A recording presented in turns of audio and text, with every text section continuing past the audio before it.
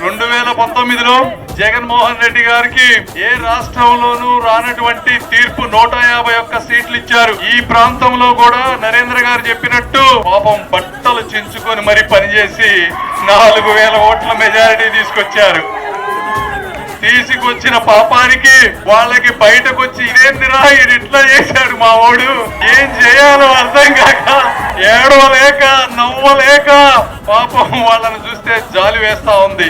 ఎందుకు చెప్తున్నాను అంటే గుణాలు చూడకుండా, వ్యక్తిత్వాలు చూడకుండా, నాయకత్వ లక్షణాలు చూడకుండా కేవలం కులాలు చూస్తే మీ పరిస్థితి కాదయ్యా, ఎవరి పరిస్థితి అయినా కూడా ఇలానే ఉంటుంది. ఇది ఒక ఉదాహరణ అని చెప్తా ఉన్నా.